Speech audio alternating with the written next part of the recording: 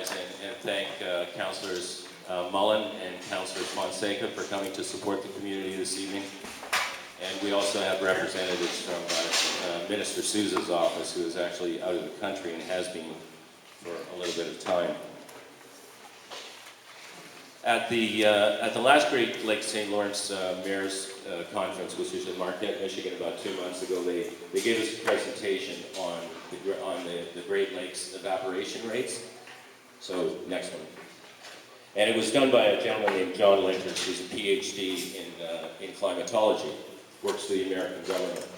He spent 24 months, 39 kilometers off the shore of Lake Superior, on a little island with a lighthouse and all of his electronic and scientific toys, and did an analysis of the evaporation of the Great Lakes. And it is very, very pertinent to exactly the event that occurred with us and will occur. So what he did was he studied the different evaporation rates from going back to 1999. We do have scientific data on what the evaporation rates were. And you can see this picture from 2003 and from March 2012. And you'll notice that Lake Superior is basically frozen. Lake Superior hasn't frozen for a few years. None of the Great Lakes have. So you can see the graph above. You can see the ice decline. And I'm not going to get into any of the technical stuff because I probably, that would take too long and I wouldn't be able to do it as well as John. So next slide, please. This is what happened to the temperature in Lake Superior and indeed all of our Great Lakes. You can see that in 1997 and into 2000, there was a spike in the temperature. The temperature of the Great Lakes now are 3 degrees, almost 3 degrees Celsius more than they were 15, 20 years ago. So what that's done, of course, has caused a much greater evaporation rate. These are the evaporation charts from his presentation. And you can look at the difference in the evaporation here, if you look it up from 2009, 2010, the dark line, and then the dotted line of 2011 and 2012. And the dramatic thing about this is that the evaporation rate is 25 centimeters more in 1 year. That's 10 inches. So try and imagine 10 inches of water all over the entire surface of all of the Great Lakes. So where does it go? And that's just the Great Lakes. The oceans are also evaporating, even though they're increasing in height. We're getting bigger surges. It was Sandy, which was a surge because the oceans are raising in level, but because the polar ice caps are melting, they're evaporating faster at the same time. So where does it go? Part of the issue is hard surface, but we won't get in. Have you got the, yes. So part of the issue is hard surface, and I just wanted to throw this one in. This was from John's presentation as well. This is hard surface in the Don River watershed in 1990, and the darker areas are the hard surface. The Don River watershed in 2005, and you can look at the difference in the impervious materials. During this storm that occurred on June 8th, the water flow that came off Square One Plaza, which is 20 hectares of hard surface, was 10,500 cubic meters of water in 2 hours. Just to sort of put that into perspective, a normal subdivision of 20 hectares, the water that would be going into the Cooksville Creek from that type of development would be about 5,500 cubic meters. So it's very clear that the first thing we can do to help you and your neighbors is to try and get rid of as much hard surface as we can. And we have a plan to do that. And we've been working on that plan for 1.5 years. So next one. So where it goes, there's a phenomenon it's not actually a phenomenon, it's something that's been studied in nature for quite a while. It's been noticed in nature for a long time. There's a thing we live in what's called the troposphere. So where we are right now is the troposphere. The troposphere goes from 0, right here, to 10 kilometers up in the air. That's the troposphere. Most of our weather happens 8 to 10 kilometers up, unless it comes down. And there's a phenomenon in climatology that's been with us forever, and they're called atmospheric rivers. So what happens when the moisture gets evaporated off our lakes and it gets sucked up into the upper atmosphere, it sometimes can create these things called atmospheric rivers. And the University of Madison, Wisconsin, who's been doing studies on this for about the last 6 years, has determined that some of these rivers have actually gotten quite a bit larger, these atmospheric rivers. They've actually scientifically determined that an atmospheric river can hold as much water as the Amazon River. So when it hits a low pressure cell and comes down in 2 hours, this is what you get. Unfortunately, this is our new normal. And that's the challenge that we all face. My responsibility is to make you aware of that challenge and tell you that we are doing something about it. As soon as the event happened, myself, Councillor Fonseca, we started to go, after I swamped my place out, I immediately hit the ward, and I was crushed by what I saw. Absolutely crushed. And the first thing I did, and I'd really like to thank Councillor Fonseca for supporting this and the rest of council, I phoned the Region Appeal and I said, we have to lift the 2-bag limit. I was meeting people that were seniors that were just closing the basement door. I was meeting young people that lived in illegal basement apartments that had no possessions and no home. And people were just helping their neighbors, and that's the beauty of it. That's the hope. And putting things out on the lawn. And I said to the region, you have to lift the 2-bag limit. If we don't lift the 2-bag limit and start cleaning this stuff up, we're going to have a health disaster on our hands. And the Chief Medical Officer of Health backed us up. Councillor Fonseca worked amazingly hard on it, and we got it done. And that in itself is going to cost the Region Appeal millions and millions of dollars, because we estimate so far that there are at least 3,000 homes and businesses in Mississauga that have been impacted by this. And good communities. The other thing we did was we also got a hold of the Region Appeal, and he said people are suffering, and the Region Appeal stepped up, and I can't say enough about the Region Appeal on this issue. To be honest with you, they were absolutely stellar. They helped us get help for people that needed shelter, people that needed food, and they still are doing that. They still are doing that. They're still collecting everyone's there. So, sorry? You can, well, excuse me, we have, you can pick the information up right here. We printed up lots of copies so you can get it. We got the information out by Twitter, Facebook, the websites, however the heck we could. Excuse me. Well, you don't agree with it, but the facts aren't backing it up. I would say the region. What areas did they pick the garbage up in? Everywhere in the Region Appeal.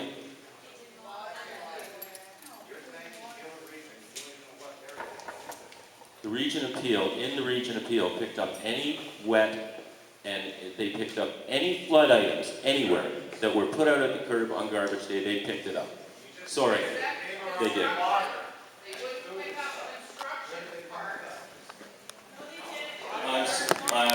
Wait a minute, I'm sorry. They picked up everything on my street, they picked up everything on my neighbor's street. So if you put it up Monday, they'll pick it up. If they don't pick it up Monday, they'll pick it up the day after. I'm sorry. I've seen it with my own eyes. I've seen it with my own eyes. So, there are an awful lot of things that we can do, and there are some things that we can't do. It's going to take us months to be able to put all of the data together as to exactly what happened. And that data is being compiled. Councillor, did you not just say that the Gila region came around the areas with water and food? No, I did not say that. I did not say that. No, I did not say that. What did you say? What I said was, we managed to get, I said they have facilities to get people food. And we have all of those numbers right here, sir. I'm really That's sorry. fine. Peel Region didn't come to my area and help out. Peel Region just gave a survey. They came downstairs and said, it's flooded. Right. Give us Well, we insurance will cover it. We have had lots of inquiries in our office, and we've gone out to meet people on a daily basis. And if you would like to pick up, if you want to pick the information up, we tried to get however the heck our office could. I feel as alone as you do on this one. But if you want to pick up some of that information, the Region of Peel has those services available, and they had those services available up and running. And we were referring people to them. I'm sorry, sir. We were referring people to them, and those people were being helped. I'm sorry. I'm sorry, sorry that so my could you city of sit down Mississauga, Hazel McCallan, and my councillor Ward weren't around to help out. Well, I don't agree with that. Absolutely don't agree with that. Hi, Greg Carrero, Yeah. Paisley. Hi, Jim. How are you? Hi. I'd like to thank the city for organizing this. I just came in now, but I have a feeling I know what you guys have been talking about. My concern is not how are we going to prevent future flooding, and you know, this was a game changer, and I know all the terms have been used, and I see climate change as an issue that you guys are bringing up here, but as part of the task force after the 2009 flooding, we did retain expert advice from an engineering firm and started building up a plan. Now the plan is still in place, although it's not all, there's been no shovel in the ground. In 2009, I was, you know, and I've said this before, I was shocked. This time around, I was scared. And in 2009, I felt more feisty, ready to fight. This time around, I'm like, man, really 3.5 years and I got a bigger flood? I think what we really need to do is not look for the causes or the solutions, and because I think the causes are fairly apparent. The solutions, I think we've hashed them out. I think what we need to do is move the time frame up for the project to mitigate future flooding, and I think we need to look to other levels of government to support us, because if the city doesn't have the funds right now to start these projects, or at least to move them up, then we should look elsewhere and get the same sort of support that places like Calgary or even Toronto are getting. We need that, because myself personally, my family goes back to the 1920s in Cooksville, and I just came back from a real estate agent, and I'm looking outside, I'm leaving. I think I'm leaving, and that breaks my heart. My grandparents built my house. So we got to do something. And I'm not about to wait around for another flood, because folks, it's going to happen. I'm not a betting person, but I'll bet on this.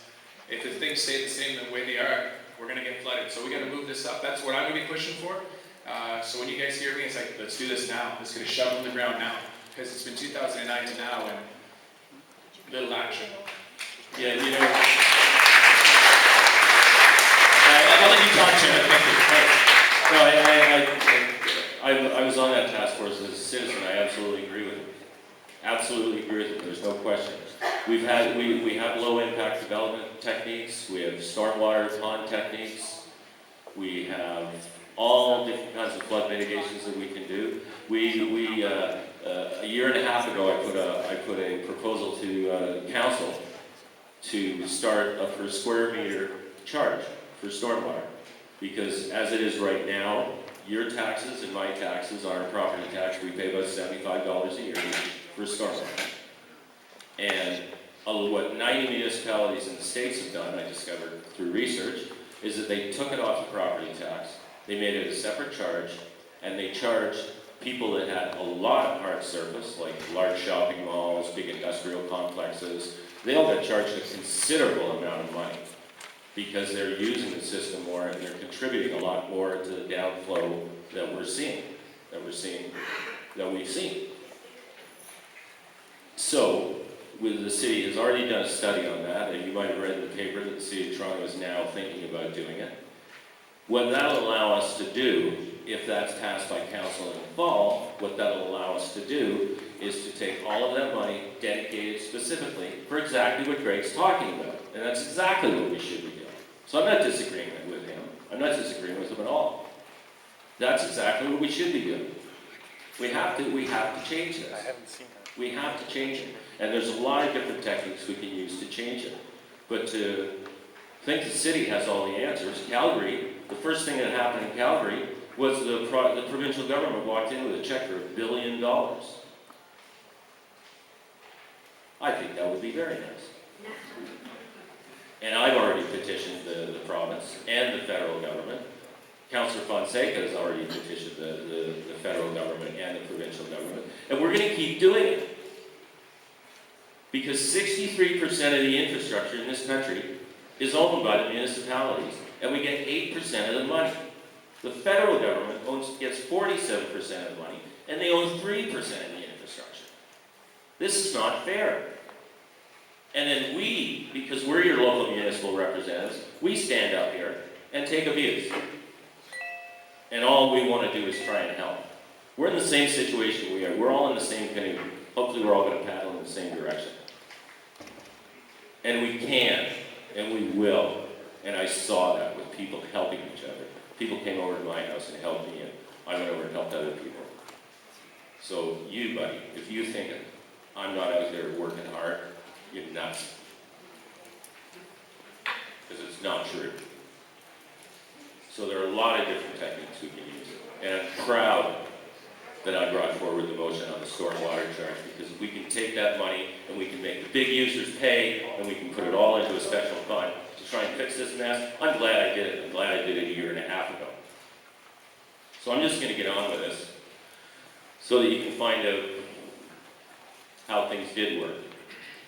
One thing I'll say to the region appeal, if you wouldn't mind, ma'am, we're going to take questions out. Is that okay? I'm just finding that I'm very sympathetic to everything that's been said. I think I just want to know if the federal government and the provincial government has even responded back to you in regards to this particular issue.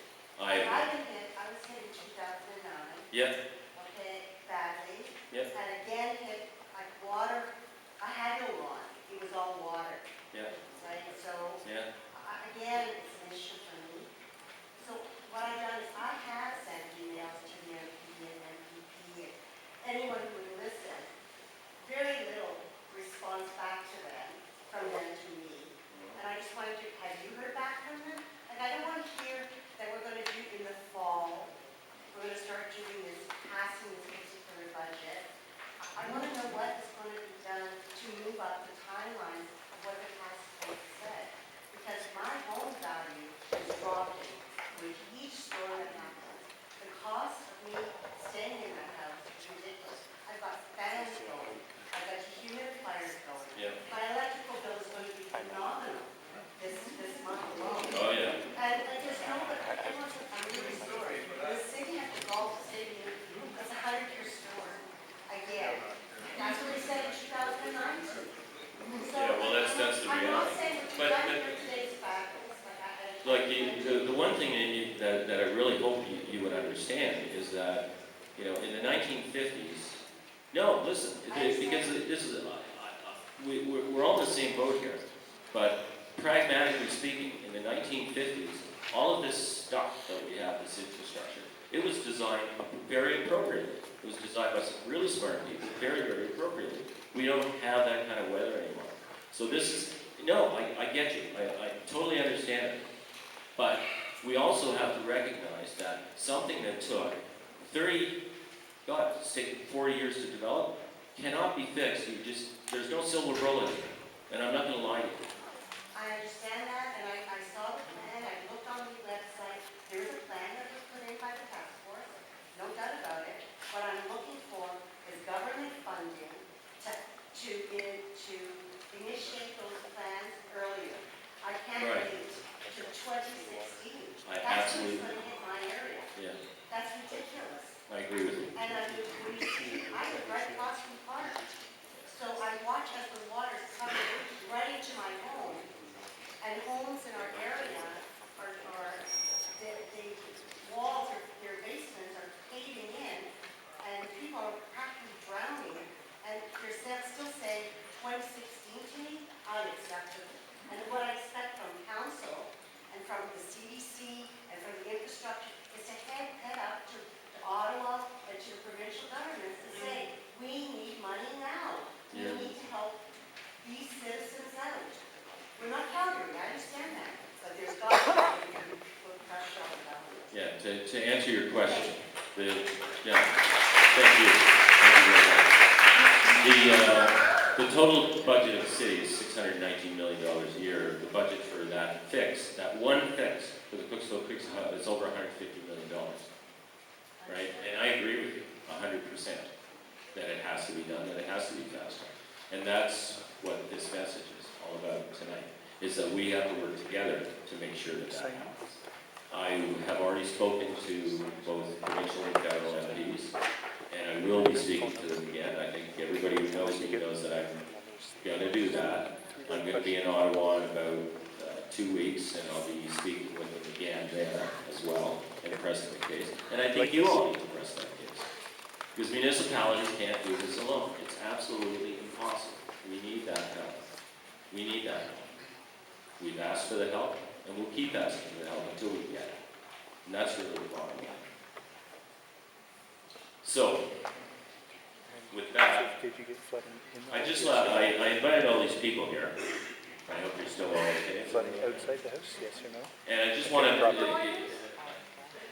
And did you report this to the regional? Yes, what I would like them to do is just give them about 5 minutes respect for each one, because I want you. There were a lot of misinformation going around. I was talking to a lot of residents, and everybody seems to have a favorite target as to why they got it. It's all different. My neighborhood was the Beechwood pumping station, and up somewhere in Mineola was Mary Fix Creek, and in Applewood it was leads that were on top of the storm sewers, even though the water was coming out of the storm sewers, not going into it. So one of the big things that people were saying was that Region Peel shut off the pumping station. They shut off the sewage station. That is absolutely not true. What they did was they gave it primary treatment, and then they kept it going as fast as possible. That is according to Ministry of the Environment guidelines, so that was fine. The only thing that really upset me about that was that we've been working for 3 years to get the water in the lake clean enough to swim, and a week before the storm we had opened up all of our beaches in Mississauga for swimming for the first time in like 15 years. So I was very happy about that. Now we're going to have to wait a little while, aren't we? So, but that's what they did, and there would have been a lot worse flooding if not for that. And so what I would like to do, and just please give them a little respect, because we do want to hear your stories, that's why we're here. And I particularly want to hear your stories. If I just wanted to call on a few of them just to say what their emergency services went through that evening, and then we'll get back to you, and then we're going to be hearing you guys. So first I'd like to ask the Deputy Fire Chief, Kevin Duffy, to just come up and say what their experience was here briefly throughout the storm. If you wouldn't mind, pull questions for any one of these people, and we're actually going to take questions at the end of this, which will be in about 20 minutes. Thanks, Councillor Tovey, and thanks everyone for coming out tonight. I know that was a very difficult night. Everybody put their hands up here when asked if you were affected by it. I live in the Clarkson area, and about 7:30, I got a phone call from our on-duty platoon chief from our headquarters building, which is on Ontario Street, it's kind of between Dundas and Burnport Road. And he said, you better get in here, and he gave me kind of a litany of things I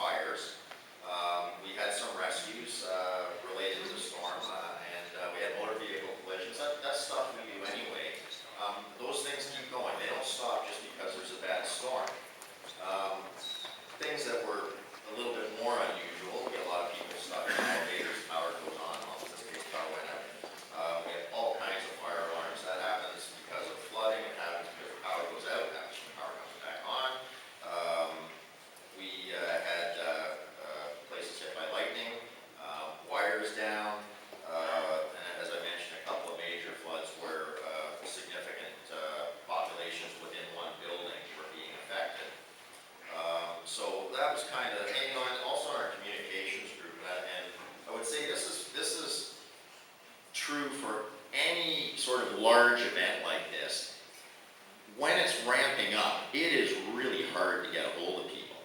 I have a hard time getting a hold of my own people to answer the phone, because they are extremely busy answering telephone calls. When I try to get a hold of some of the utilities to get answers, they're in the same boat. They're extremely busy. They're so busy, they have a hard time getting people to come in to help. So you got to take someone away from who's doing all this work with this flood of inbound calling and get them to call extra people to come in and help. And that takes a little bit of time. So it does take time to ramp up for these things. So it was an extremely busy night for us. I'm sure it was crazy for Peel Regional Police and Peel Regional Paramedic Service. But I'll let them talk about that if they'd like to. So all of that's going on, and I'm also on the Emergency Management Committee for the City of Mississauga. We did call in all our senior staff, activated our EOC. City manager came in, typical, in the summer, a lot of people came in while they were on vacation. We spent quite a bit of time determining what we could and couldn't do and what the priorities were in terms of getting service out there. And it was very obvious that on top of the flooding, the power was a huge problem. No surprise to anyone who lost a sump pump. I have a sump pump in my basement. It wasn't working. And a lot of the bigger buildings, even ones with generators, they thought had planned for this, turns out they had over the sill flooding. They had flooding coming up through the basement. If the wires weren't way out of the level of the water, their generators short-circuited.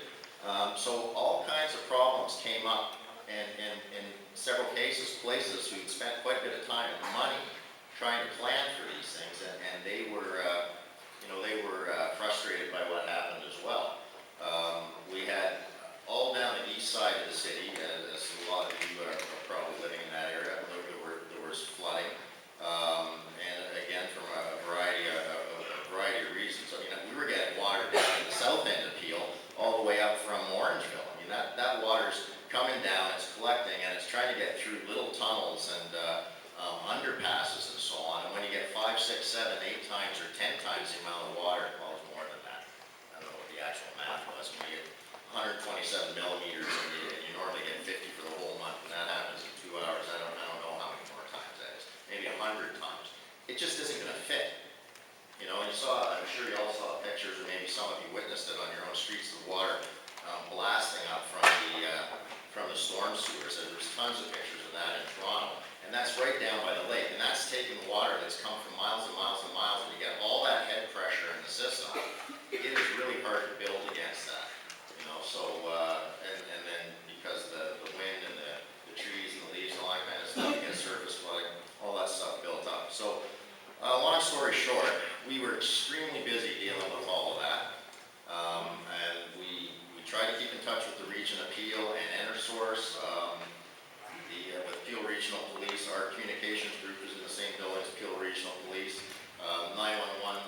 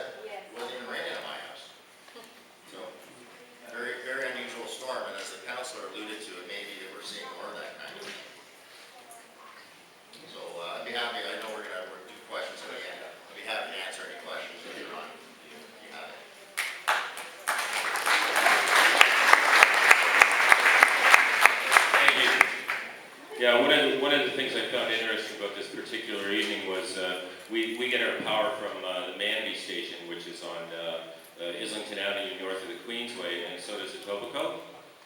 We had our power up and running through EnerSource by 3 a.m. in the morning, and Etobicoke was out of power for 2 days, and we get it from the same station.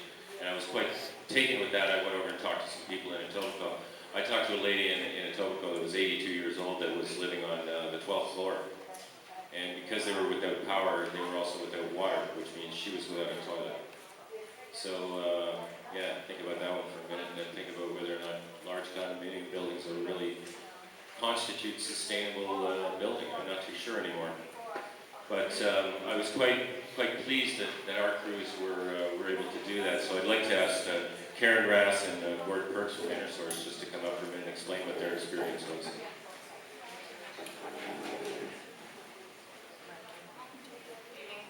Karen Ratz, and like Robert Lee, I'm responsible for the communications at EnerSource, and Robert Lee work hard. He was our control room systems operator and manager that evening, so he can bring a true perspective. For those of you who don't know, EnerSource is the only electricity distributor in Mississauga. We have a population of about 700,000 here, but we serve about 200,000 customers. We are 90% owned by the city of Mississauga and 10% owned by Borealis. Can you flip to the next slide and then, well, next one. So quickly on the overview, we've heard a lot already this evening. We had a major power interruption at approximately 6 p.m. We had 155,000 customers affected in the city. Excuse me, we know this. Why do you have to I'm just going to take you through an overview. Pardon me? What would you like to know about our power supply? Came to a meeting, you thought we were going to get help. You're telling us all stuff we already know. We're still in a crisis. Most of us know. Okay, you know what? We're happy to sit down and take questions if anybody has any questions about EnerSource. We don't need that. We need help with our basements.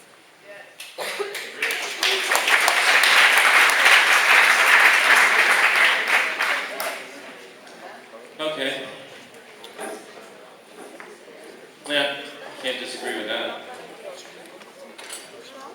But what can we do? The problem is, we all know everybody out there worked very, very hard doing their jobs. But a lot of us ended up with sewage water coming up, goes the drain. And over half a century of living in that house, it never happened. Yes. And I think what people here want to know, is there any help for us?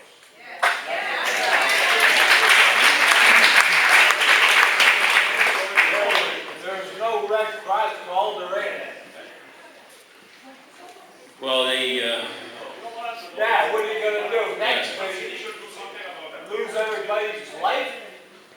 well, we Like, didn't, excuse me, sir, we never lost any lives during this at all. Yeah, but next time you will. We're going to be better prepared the next time because we're going to learn from this one. We learned from Hurricane Hazel. 80 people died during Hurricane Hazel. We learned from Hurricane Hazel. We didn't lose anybody in this one. We had a couple of minor accidents. That was it. Sorry. Would you prefer if these people just be quiet and you take a question and you stand up and ask questions? That'd be fine. Okay? So if you want to line up at the microphone, we'll take questions. Okay? And I'll answer them as honestly as I can, and I'm quite sure these people will as well. It's turned on, there's a little button on it. The little light should come on.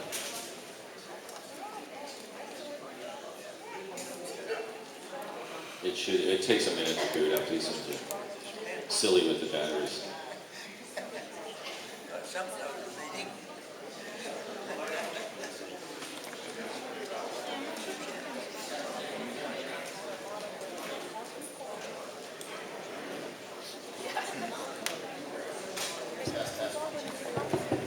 Test, 1, 2, 1, 2, 1, 2, 1, 2. Nope. Okay, I don't know about the other people in this room, but I can tell you, you probably already picked up that there's an awful lot of anger. Sure. And Me personally, I'm not interested really in pointing fingers at any particular group or person, because that's not gonna help the situation, it's not gonna help us out. It's not gonna help us out to go over what taken place in the past. But going forward, we sort of need a path to follow. We need, for you guys to put the feet to the fire of the provincial government and the federal government. You got that to come in with promise. some help. You've got that And promise. on top of that, many of us went through the exact same thing 4 years ago, and now again this year, and we're hearing that we've learned a lot, but honestly, unless stuff's put into practice, it doesn't help us either. Correct. On top of that, I want to know personally, since you're with the city, why backwater valves are not covered. There's no rebate for backwater valves, to my knowledge, in Mississauga, but yet people in Toronto get a rebate, and I believe people in Brampton get a rebate. So I'd like to know why, this is cutting in and out. I'd like to know why the city can at least step in and say, okay, if you want to install a backwater valve to avoid the water coming back up into your house again in the future, we will provide the same rebate that our neighbors to the east are providing. Were they even Yeah, and I agree with you 100%. That's exactly what I'm going to be advocating for at council. Exactly. Sorry, personally, directing anger at any of you doesn't really help us. That's true. Solutions going forward do, and honestly, I completely feel for your situation because you live here in the community with us, you were affected by the same storm that we were all affected by, and you're just as helpless as the rest of us on dealing with the day-to-day stuff for your own house. But again, you have the ability to put the feet to the fire, provincial government, and federal government, and get us on the map, get us some help. And I can tell you that's absolutely my commitment, and I think I can speak for Councillor Fonseca, who's here as well. That is our commitment. I have been advocating for sustainable development for over 20 years, long before I became a councillor. So none of this is new to me, and it's something that I have been advocating for, and have been advocating for since I got on council. That's why I brought forward the motion to study the stormwater charge, because I realized that if we could make the big user pay, and we could put that in a specific fund, we could start getting some of this money that we so desperately require. So I agree with you 100%. It sounds like a great plan, but again, getting back to what that gentleman said much earlier about getting shovels in the ground, it's great to make these big guys pay, but unless that money's going into a solution. That money's going to be specifically earmarked for exactly these types of changes that we need to make. That's I'm working hard at that. I tell you that. I'm standing up here and I'll take whatever anybody wants to say to me this evening. I do understand that people are angry. I'm angry too. I just realize, like you do, that I have to take that anger and I got to park it sideways, or I'm never going to get anything done. I agree. I don't think the anger is really going to solve it. Thank you. It's just solution. Exactly. Thank you.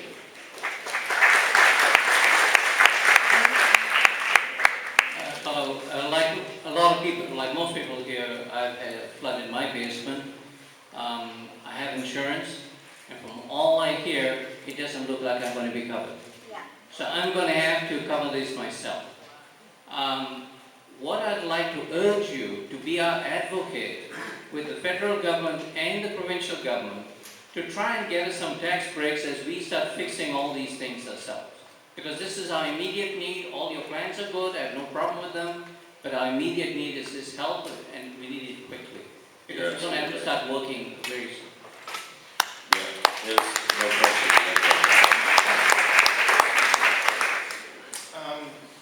The one gentleman that stood up and said, I have a check valve, and back in 2007 or something, the city came and put it in for free.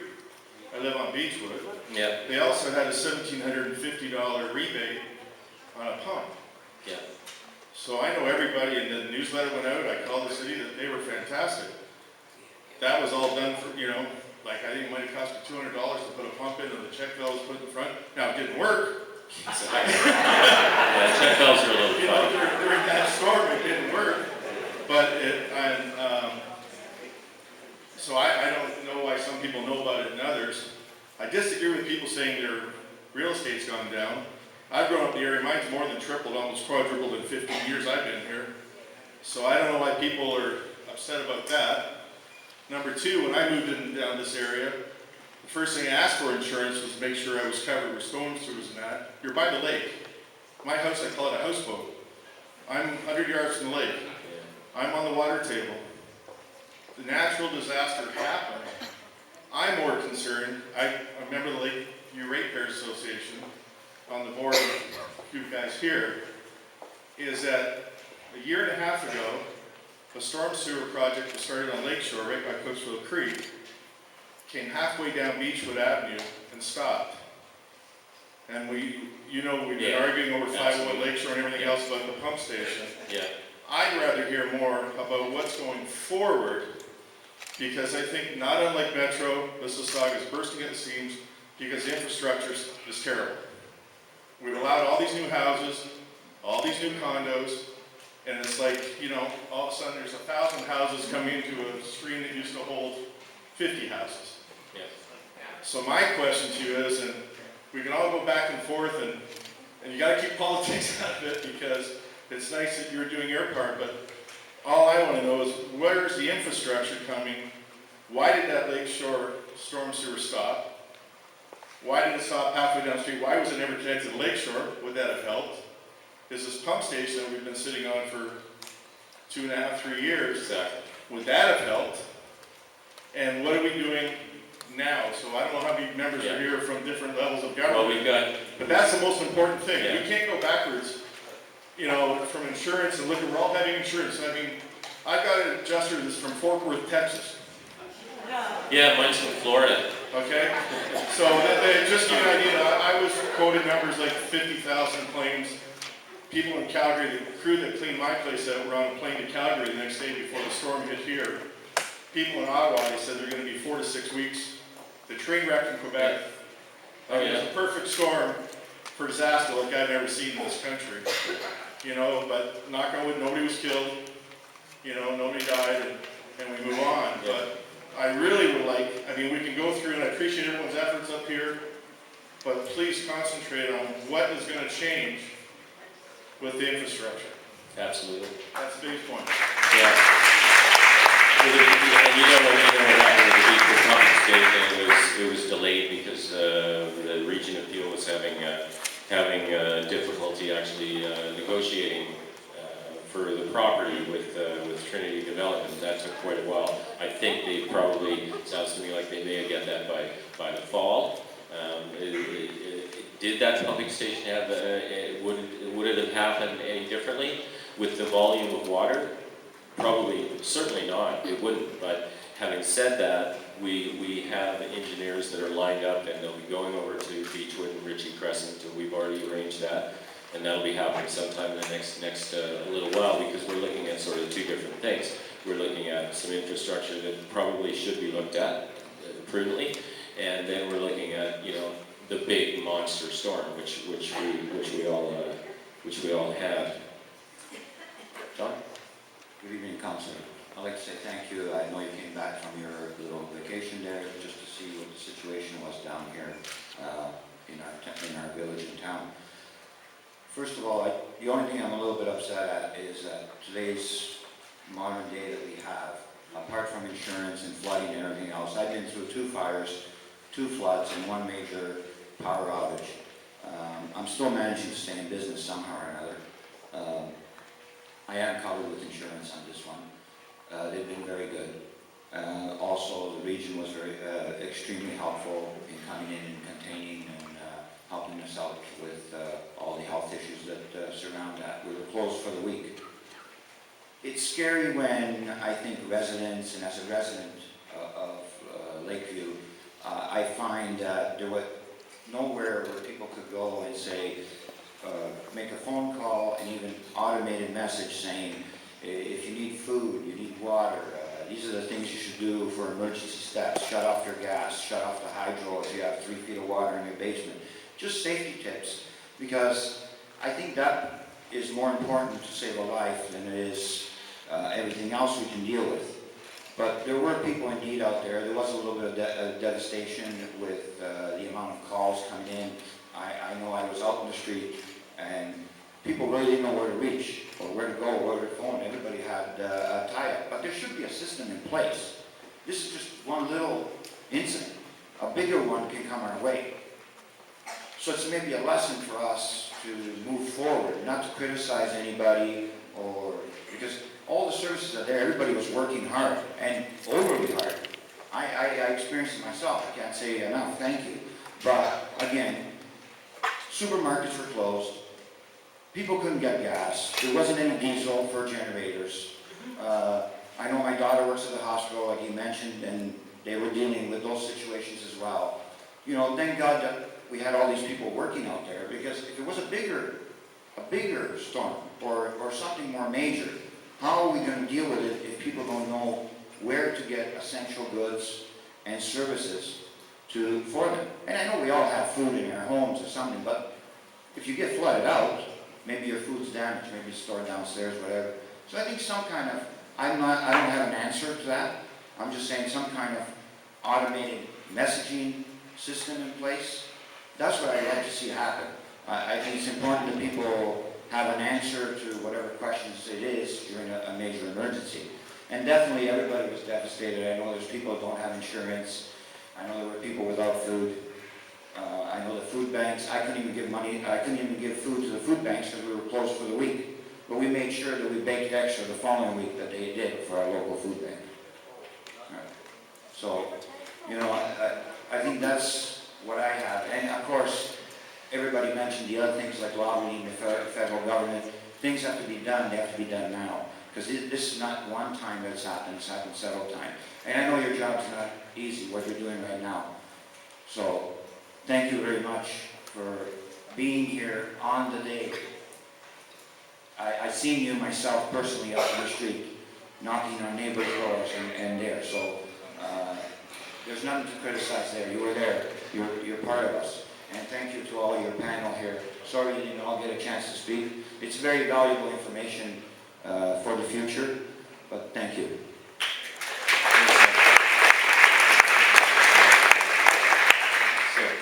Yes, I understand that as part of the bus rapid transit development up on East Gate Parkway and 403, there are stormwater management pools being as part of the plan. I wonder if any of your panel would care to comment on what these are, what they do, what effect they might have had if they were already here on the recent flood, and also whether they'll be reviewing their expected efficacy in light of the amount of rain we saw just recently. Thank you.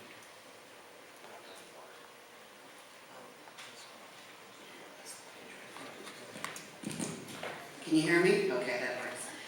So Wendy Alexander, Director of Transportation and Infrastructure Planning. So the BRT project is not mine, but I can talk to you about stormwater ponds. So when we're implementing a major piece of infrastructure like the BRT, which is a grade-separated special facility that will run GO transit buses and Mississauga transit buses, we look at the engineering, we look at the water flow and the runoff that's going to be generated from that, and we make sure that the capital project includes stormwater retention facilities to contain that runoff to a certain engineering standard.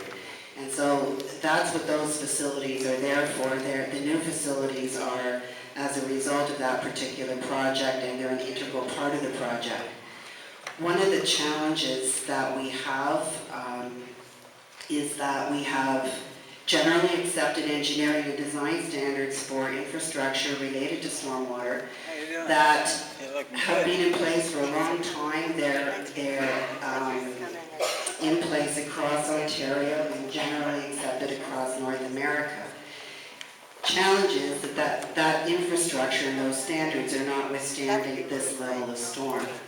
And so as Councillor Tovey has indicated, we need to be thinking, working with the conservation authorities, working with the provincial government who set some of those standards to consider what next, how do we handle that. So in terms of rethinking engineering design and the level of protection, That is a complicated matter that will involve the Ministry of the Environment and will involve lots of conversation with the province, ultimately, potentially even the federal government. So we provide a certain level of protection. Most of our pipes are designed to take a 10-year storm.